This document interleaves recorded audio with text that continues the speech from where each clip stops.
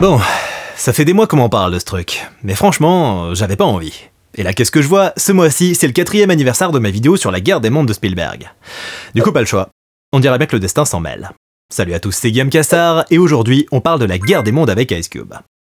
Wow. Bon, je vais pas m'attarder sur le roman, vous avez déjà ma vidéo originale pour en savoir plus. Tout ce qu'il y a à savoir, c'est que c'est un classique de la science-fiction écrit par H.G. Wells et publié en 1898, et qu'il s'agit très clairement d'une des toutes premières œuvres mettant en scène une invasion extraterrestre. Bref, la guerre des mondes, c'est pas n'importe quoi. C'est un roman qui a créé un sous-genre à lui tout seul, et qui a bien évidemment été adapté à maintes reprises. Parfois pour le meilleur, et dans le cas qui nous concerne pour le pire. La guerre des mondes donc, c'est un film sorti sur Prime Video en juillet 2025 et qui a très rapidement mis tout le monde d'accord. C'est rare que tout le monde soit d'accord sur un truc. Ce film est peut-être un premier pas vers la paix dans le monde, qui sait. Tout le monde a été d'accord pour dire que c'était bien naze donc, avec un score accrochez-vous bien de 4% sur Rotten Tomatoes et de 6 sur Metacritic. Mais comment qu'on en est arrivé là? Annoncé en septembre 2020, en pleine crise du Covid, le film allait adopter le genre du screen life. Le screen life, c'est un genre assez particulier où toute l'histoire d'un film est racontée à travers, des écrans. Que ce soit des écrans d'ordinateur, de téléphone, de tablette, des images de vidéosurveillance, etc. D'ailleurs, je vous recommande Searching qui était plutôt sympa. Le genre a ceci d'intéressant pour les studios qu'il implique un tournage extrêmement simple, qui nécessite moins d'organisation, et donc des coûts réduits au strict minimum pour un retour sur investissement garanti. Les acteurs peuvent même avoir la possibilité de tourner à distance, chacun dans un emplacement différent, sans équipe technique au milieu. Et ça, en pleine période de crise sanitaire, c'était assez pratique. L'un des principaux représentants du genre, c'est le réalisateur russe Timur Bekmambetov, qui avait justement produit Searching, et qui allait également œuvrer à la production de ce film avec Ice Cube et Eva Longoria, annoncé comme un cousin de District 9. Mais un cousin bien éloigné.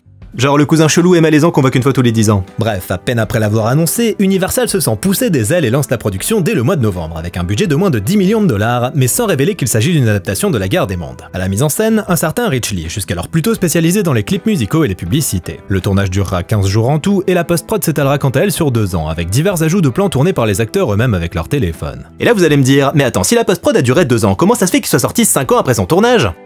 Je vois que j'ai affaire à des malins. Après avoir livré le film à Universal, le studio leur envoie une liste énorme de choses à modifier. Des modifications qui demanderont beaucoup de temps et d'énergie à l'équipe, constituée notamment du producteur Patrick Aiello et du monteur Charles Ansel. Et une fois cette phase terminée, une fois le film fin prêt, Universal prend la décision d'annuler la sortie cinéma.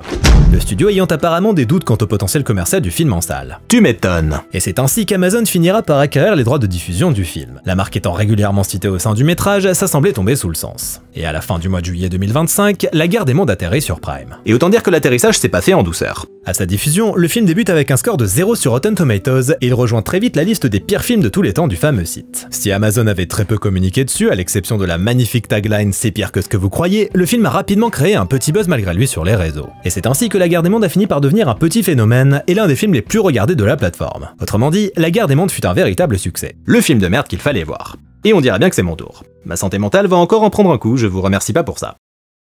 La guerre des mondes donc démarre en nous présentant le personnage principal incarné par Ice Cube, qui est mondialement connu pour ses talents d'acteur comme vous le savez. Bref, ici Ice Cube est un employé du département de la sécurité intérieure des États-Unis, et son travail consiste à surveiller les citoyens, que ce soit en les suivant grâce aux caméras de sécurité ou en écoutant leurs appels téléphoniques. Tous les moyens sont bons pour assurer la sécurité du pays. Et comme tout papa digne de ce nom qui bosse à la surveillance du territoire, il espionne ses gosses comme un gros stalker. Il pirate le frigo de Face, sa fille enceinte, pour contrôler ce qu'elle mange. Faut que t'arrêtes le lait de soja, tu m'écoutes pas. T'as piraté mon frigo? Flippant. Il efface les jeux PC de son fils Dave parce que jouer aux jeux vidéo apparemment c'est pas très sain. T'as effacé mon jeu? Bref, Ice Cube, c'est au choix un papa poule ou un grand malade hyper intrusif qui mériterait une injonction. Mais le pire ennemi d'Ice Cube, étonnamment c'est pas ses gosses, c'est Disruptor, un pirate informatique qui est bien décidé à mettre fin à la surveillance abusive de l'État et à la collecte des données personnelles des citoyens. Disruptor, c'est un petit peu le cauchemar des cookies. Et le gars s'apprête justement à mettre en ligne des documents faisant le jour sur les sombres agissements de l'État et sur Goliath, son fameux programme top secret. Disruptor, c'est donc un grand défenseur de la liberté qui semble partager quelques principes avec Dave, le fils d'Ice Cube. C'est ça notre choix? Renoncer à notre vie privée ou se faire tuer? Mais la conversation s'arrête bien vite quand l'adresse IP de Disruptor est localisée, permettant à Ice Cube de faire une demande de mandat pour envoyer le FBI sur les lieux. Waouh, toutes ces péripéties bureaucratiques, c'est passionnant, dites donc. Et en attendant le fameux mandat, Ice Cube reçoit un appel de son beau-fils, Mark, livreur Amazon de son état, qui présente à son beau-père son futur t-shirt de baby shower. Il fait la gueule comme vous. Comment ça, une baby shower? Oh merde. Oups. Et du coup, plutôt qu'aller directement parler à sa fille du fait qu'il se sente mis à l'écart, il se dit que la chose la plus saine à faire, c'est probablement d'aller l'espionner. Elle a encore changé son mot de passe. Est-ce que ça va arrêter Ice Cube? Bien sûr que non. Le mec il va carrément hacker le mot de passe de sa fille pour accéder à ses conversations privées. Une fois l'accès rétabli, il espionne en toute impunité une conversation entre sa fille et son copain. Et la conclusion c'est que oulala, Ice Cube c'est vraiment pas un père exemplaire. Ouais, c'est pas spécialement faux. Mais on apprend aussi que Face est sur le point de sauver le monde de la maladie grâce à Cannibal, un code capable de reprogrammer l'ADN. Ok. Pourquoi pas. Après quoi, elle lui demande si son père a enfin accepté sa demande d'amis Facebook. Face quoi? Et là-dessus, Ice Cube décide immédiatement d'aller accepter la demande d'amis. C'est bien, ce sera pas du tout suspect. Quel con! Et c'est là qu'on apprend qu'Ice Cube a perdu sa femme il y a de ça 4 ans et qu'apparemment, elle lui manque. Ah, voilà qui le rend immédiatement sympathique et pas du tout flippant. Là-dessus, Steve du FBI lui envoie enfin le fameux mandat qu'il envoie à l'agent Jeffries qui va pouvoir se rendre sur place avec une équipe d'intervention. Enchanté, Jeffries. Oh bah Coulson, qu'est-ce que tu fous là? Tu bosses plus pour le Shield? Eh ben non, Coulson il a pris du galon, parce que maintenant c'est le directeur du département de la sécurité intérieure. Celui qui se fait appeler Disruptor veut révéler l'existence de Goliath, un programme confidentiel. Il faut à tout prix l'en empêcher. Et pendant que l'équipe d'intervention intervient, Eva Longoria, la pote d'Ice Cube qui bosse à la NASA, lui envoie des images d'étranges tempêtes prenant place autour du globe. Quand je vous disais que c'était un putain d'acteur. Bref, Eva demande à son poteau si la sécurité intérieure aurait pas quelque chose à voir avec ça. Avec la météo? Et naturellement, Ice Cube répond « Bah non, elle est complètement con ta question Eva Longoria ». Du côté du FBI, l'opération est toujours en cours, mais malheureusement, Disruptor n'est pas sur place. Il s'est encore foutu de nous. Oh, il a utilisé un VPN le petit malotru. Et si c'est un vrai malin, il a utilisé Proton VPN. Ça tombe bien, il sponsorise cette vidéo. Proton VPN, c'est un VPN développé par l'équipe de Proton Mail, donc des gens qui ont bâti toute leur réputation sur la protection de la vie privée et la liberté numérique. Leur objectif, c'est simple, que votre connexion reste rapide, privée et totalement confidentielle, où que vous soyez. Avec Proton VPN, vos données sont protégées. Et en plus, il est super rapide, donc parfait pour regarder des films et des séries sans lag ni coupure. Avec plus de 15 000 serveurs répartis dans 120 pays, vous pouvez accéder à tous les catalogues Netflix, aux plateformes françaises quand vous êtes à l'étranger, ou même à du contenu bloqué dans votre région. En gros, vous êtes à Tokyo, Montréal ou Madrid et vous voulez mater votre série française préférée, en un clic, Proton VPN vous ramène à la maison. Vous pouvez l'utiliser sur votre ordi, votre tablette ou votre smartphone, et ça se connecte en un clic, c'est aussi simple que ça. Bref, que vous soyez en France ou à l'autre bout du monde, Proton VPN vous permet de vous sentir chez vous, où que vous soyez. Pour le tester, rien de plus simple. Suivez mon lien protonvpn.com/Guillaume Cassard ou cliquez sur le lien dans la description pour profiter de l'offre Black Friday. 75% de réduction sur l'abonnement. Et comme ça, aucune chance de voir Ice Cube débarquer pour espionner vos conversations privées. Merci ProtonVPN. Bref, l'opération Disruptor, c'est un petit peu comme la vie de famille d'Ice Cube. C'est un échec cuisant. Et puis soudain, des explosions. C'est quoi ce bordel? Et du reaction shot. Une pluie de météorites s'abat sur Washington et un peu partout dans le monde, ce qui nous permet une fois encore d'apprécier l'étendue des talents d'acteur d'Ice Cube.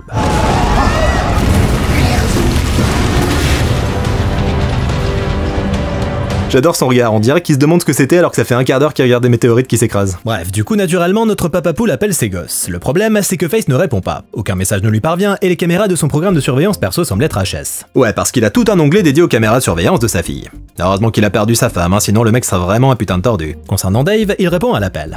Hey, papa, est-ce que tu vois ce qui se passe? Tu vois ce qui se passe? Écoute-moi bien, dégage de là! Ah bah merci d'avoir appelé, il y aurait pas pensé sans toi, c'est sûr. Après quoi, Ice Cube joue au GPS jusqu'à ce qu'un étrange bruit se fasse entendre.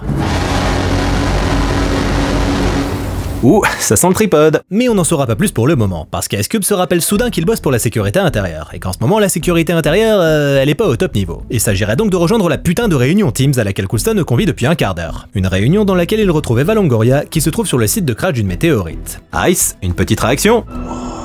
Merci Ice. Et bien évidemment, ça finit par mal tourner. Qu'est-ce qui se passe? Là-dessus, l'appel est évidemment coupé histoire de torturer les pauvres spectateurs qui se sentiraient émotionnellement impliqués, et Coulson et le secrétaire de la défense décident d'envoyer l'armée gérer la situation sur les sites de crash des météores. Will, vous êtes mes yeux et mes oreilles. Oui, alors par contre, il a pas de collègue dans son bureau, Ice Cube? Non, parce que je suis peut-être un peu naïf, mais j'étais persuadé que gérer la sécurité intérieure des États-Unis, ça nécessitait plus de une personne. Et c'est alors que l'agent Jeffries donne de ses nouvelles, et disons qu'elle a connu des jours meilleurs puisqu'elle se trouve face à un tripode qui vient d'émerger d'une météorite. Ouais, ça pique un peu les yeux, j'avoue. Et c'est alors que son fils Dave l'appelle pour lui donner des informations de la plus haute importance. Mais Ice Cube, il a pas le temps. Du coup, il lui raccroche à la gueule. Et du côté de Jeffries, ben les choses s'arrangent pas vraiment, puisqu'elle se fait griller sur place. Ice? C'est pas vrai. Merci Ice. Juste après ça, Ice Cube nous offre une plongée fascinante dans ses aventures d'employé du département de la défense, en faisant un tableau Excel. Un tableau Excel dans lequel il analyse le bordel général. Et la conclusion, c'est qu'il semblerait bien que les tripodes s'attaquent méthodiquement à des points stratégiques partout autour du globe. Ne jamais sous-estimer l'importance d'un fichier XLS. Mais son analyse finit par être interrompue quand il reçoit enfin un appel de sa fille. Enfin une bonne nouvelle. Le truc, c'est qu'elle se trouve elle aussi face à un tripode et qu'elle se mange un hélicoptère sur la gueule. Eh bah... Quelle journée, hein? Heureusement, Ice Cube peut compter sur son programme de surveillance pour checker le pouls de sa fille et constater qu'elle est toujours en vie. Par contre, ces gens ont vraiment les téléphones les plus solides du monde, c'est fou. Mais si Face et son téléphone ont survécu, la jeune fille est quand même mal en point. Du coup, il part la chercher. Sans déconner, il va sortir de son bureau? Bah non. Parce qu'Ice Cube a beau se démener, il peut pas sortir du bâtiment qui a apparemment été verrouillé. Et qui est complètement désert. Je commence à croire que c'est effectivement le seul employé et que c'est même lui qui passe le balai. Mais comme il a plus d'un tour dans son sac, le Ice, il parvient à évacuer sa fille en piratant une Tesla qu'il envoie vers l'hôpital le plus proche. Et tout de suite, séquence émotion. Tu sais, je t'en veux pas de pas vouloir de moi à la baby shower. Tu sais ce que c'est ton problème? T'es persuadé que t'as plus de pouvoir que t'en as réellement. Ouais. Ça et le fait qu'il soit un grand malade hyper intrusif qui mériterait une injonction. Suite à ce petit moment de drame humain, Ice Cube entame la rédaction d'un mail explicatif histoire de faire la lumière sur les raisons qui l'ont poussé à devenir un grand malade hyper intrusif qui mériterait une injonction. Mais sa rédaction est interrompue par des nouvelles d'Eva Longoria qui va très bien et qui vient juste de retrouver le réseau. Elle lui apprend alors que les extraterrestres ont sciemment détruit les satellites de la NASA avec des météores quelques jours auparavant. L'objectif, empêcher l'humanité d'anticiper leur attaque de météores. Attends, quoi? Oui, on est d'accord. C'est complètement con. Et pendant ce temps, sur Teams, c'est la guerre qui se prépare. Il n'y a pas d'alternative. Lançons cette guerre des mondes et sauvons l'humanité. 3, 2, 1, stock shot. Les dirigeants du monde ont enfin mis de côté leurs différends afin de tout faire pour protéger notre planète. Et il n'aura suffi que d'une simple invasion extraterrestre pour en arriver là. On pourra souligner ici un petit côté méta assez intéressant. Parce que tout comme l'humanité s'est unie pour combattre l'envahisseur dans le film, elle s'est également unie dans le monde réel pour cracher à l'unisson sur ce film à sa sortie. Un parallèle qui, mine de rien, mérite d'être souligné. Mais alors que la guerre des mondes est en cours, Mettez les voiles!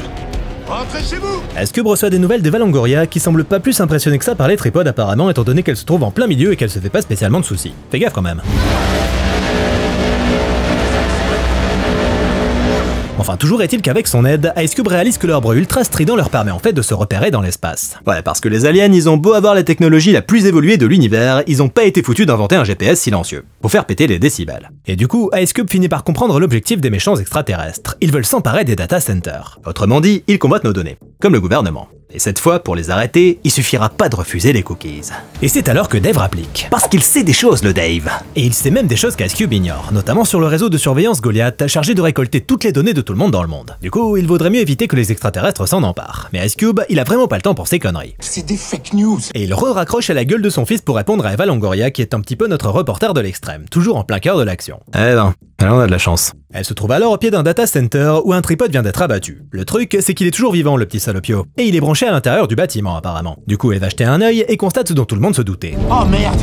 Il télécharge les données! Il est en train de vider les serveurs! Quoi? Mais pourquoi vous êtes étonnés, bande de nazes? Ils s'intéressent pas au data center pour leur machine à café, putain! Mais non. Eva et Ice, ils tombent des nues. Bref, Eva se fait alors attaquer par des mini-robots et ça coupe. Et mauvaise nouvelle, le data center a été complètement vidé. Et comme une mauvaise nouvelle n'arrive jamais seule, et bah l'armée se trouve complètement paralysée suite à ces pertes de données. Et la contre-offensive est en train de subir de lourdes pertes en ce moment même. Et comme c'est définitivement une journée de merde, et bah les mauvaises nouvelles continuent de s'enchaîner. Je pensais que je pourrais stopper l'hémorragie si je l'enlevais. Ouais. C'est connu comme combine. Du coup, Mark décide de lui faire un garrot avec du gros scotch. Je suis un pro. Oh là là. Ce qu'il y a de bien, c'est que quand les extraterrestres vont réaliser le QI moyen, ils vont direct se barrer, c'est sûr. Du coup, ils s'y collent, on se marre, et Eva Longoria rappelle. Je me suis fait des copains. Eh bah, content de savoir que tu kiffes, Eva. Bref, les nouveaux copains d'Eva, c'est ces petits robots qui se nourrissent de données. C'est pour ça que les serveurs ont été vidés. Ah ok, vous en êtes encore à assembler les pièces dans votre tête. La conclusion, c'est ce qu'on savait déjà depuis un quart d'heure. L'objectif ultime de toute cette attaque, c'est de récupérer les données des data centers. Ils ont l'impression d'avancer alors qu'ils font du surplace depuis 3 heures, c'est magnifique. Ça va donc très mal dans le monde. Il y a plus de données, il y a plus d'électricité, les avions se crashent, les finances aussi, il y a des émeutes un peu partout, Ice Cube continue de faire du reaction shot, mais le pire est à venir. J'espère que vous êtes bien assis. Les extraterrestres détruisent Facebook. Je sais, ça fait mal. En tout cas, ça semble toucher Ice Cube beaucoup plus que la merde générale dans laquelle se trouve toute la planète. Non, non, non! Ice Cube n'aura donc plus accès au dernier message vocal de sa femme qui lui demande de sortir les poubelles. Chier! Comment il va faire pour se rappeler de sortir les poubelles maintenant? Juste après ça, Ice Cube regarde la dernière vidéo de Disruptor, son ennemi juré. Mais alors qu'il écoute la voix trafiquée du pirate, il semble prendre conscience de quelque chose. Ice, montre-nous comment tu fais quand tu prends conscience de quelque chose? Merci Ice. Et c'est alors qu'il se dit que ce serait pas une mauvaise idée de passer sa voix au filtre de décryptage. Attends. T'es à sa poursuite depuis tout ce temps, et t'as jamais pensé à faire ça? Et là, c'est la révélation. Une révélation tellement énorme que la webcam d'Ice Cube décide de faire un travelling compensé. Sœurs ne s'arrêteront que quand ils auront tout. Sœurs ne s'arrêteront que quand ils auront tout. Sœurs ne s'arrêteront que quand ils auront tout. Disruptor semble être le sosie vocal de Dave, c'est fou, non? C'était toi! C'est toi! On dirait qu'il tourne un de ses clips. Comment t'as pu me faire ça? Je le crois pas! C'est mon propre fils qui s'en prend au gouvernement. Bref, Dave lui propose de travailler ensemble, mais Ice Cube lui raccroche une troisième fois à la gueule, putain. Pas spécialement rancunier, Dave lui envoie les fameux documents secrets qu'il est sur le point de diffuser. Et en les lisant, Ice découvre que les extraterrestres convoitent nos données depuis des décennies et qu'ils ont déjà tenté plusieurs fois de les voler. Des attaques que le gouvernement a soigneusement dissimulées. Et le pire, c'est que même en ayant connaissance des risques encourus, ils ont lancé le programme Goliath, qui était clairement un aimant à attaque extraterrestre. Dave avait raison. Et cerise sur le gâteau, c'est Coulson lui-même qui a lancé Goliath malgré les avertissements du secrétaire d'État. Mais ils vont vouloir mettre la main dessus. Ce sera une invasion. Tu me déçois, Coulson. Et c'est justement ce moment que choisit Coulson pour appeler. Et comme les points de vue semblent diverger entre les deux hommes, Ice Cube se fait mettre à la porte et Coulson révoque tous ses accès. Du coup, la demi-heure qui reste, c'est juste Ice Cube qui pourra être sur son siège ?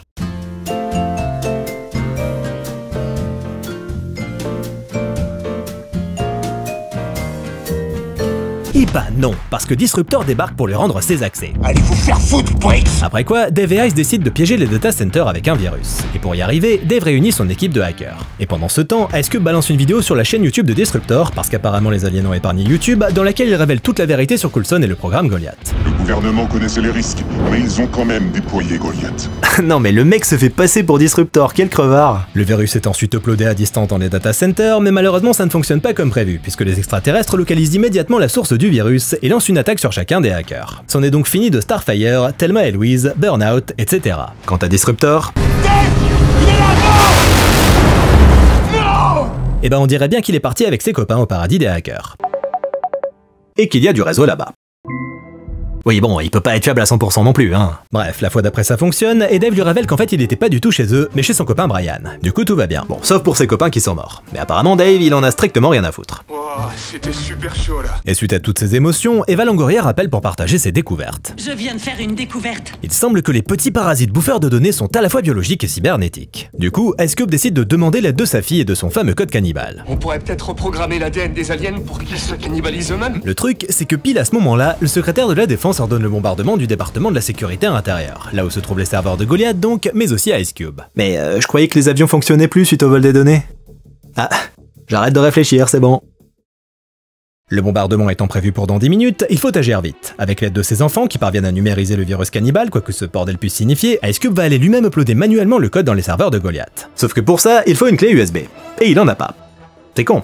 Tout le monde va crever à cause d'une clé USB. Mais heureusement, Marc le livreur Amazon a la solution. Livrer une clé USB à Ice Cube avec un drone. Ce film est vraiment plein de surprises. Du coup, pendant qu'Ice Cube dévale 4 à 4 les marches du bâtiment pour rejoindre la zone des serveurs, Marc fait de son mieux pour ne pas cracher son drone sur lequel repose la survie de l'humanité. Mais malheureusement, il finit par se viander la gueule. La seule solution, contacter un SDF à proximité pour lui demander de retourner le drone en échange d'une carte cadeau Amazon de 1000 $.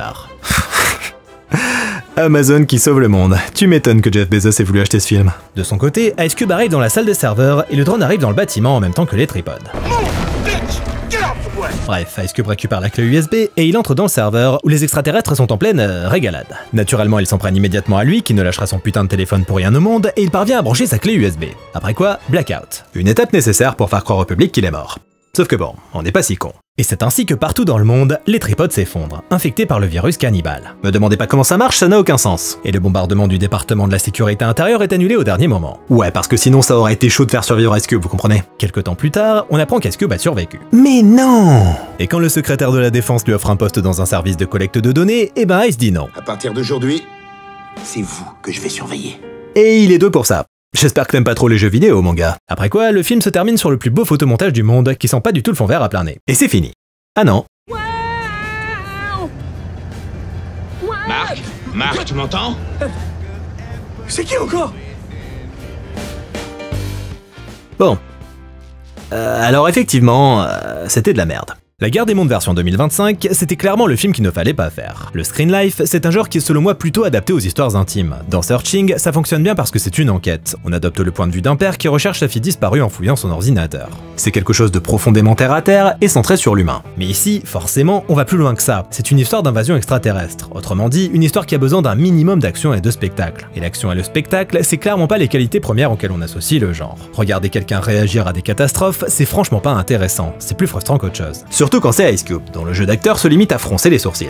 Bref, sans doute que l'équipe avait pensé que ce serait une proposition audacieuse et intéressante, mais le fait est que c'était surtout une fausse bonne idée, qui s'embourbe dans les limites d'un format certes pas inintéressant, mais qu'il est compliqué de décliner à toutes les sauces. Conscient de ses limites, La Guerre des Mondes mise quand même beaucoup sur l'intime, en plaçant cette histoire de famille au premier plan. Mais l'écriture est tellement mauvaise que finalement, le film rate le coche sur les deux aspects, l'intime et le spectaculaire. Pas grand chose à sauver du naufrage donc. Maintenant, est-ce que c'est le pire film du monde? Non, c'en est même très loin. Il est beaucoup trop inconséquent et fade pour être le pire film du monde. Je vous assure qu'on a déjà vu des dopes bien pires que ça dans cette émission. Mais ça, c'est la mode du buzz. Les gens aiment bien faire du bruit en utilisant des termes forts, surtout sur les réseaux. Au final, La Guerre des Mondes est certes un très mauvais film, mais c'est surtout beaucoup de bruit pour pas grand chose. Merci à tous d'avoir regardé cette vidéo, j'espère qu'elle vous a plu, n'hésitez pas à commenter, liker, partager, venir me soutenir sur Tipeee si vous vous sentez généreux, et m'acheter un superbe t-shirt John Michael Advertising sur la boutique en ligne. Quant à moi, je vous dis à bientôt, salut!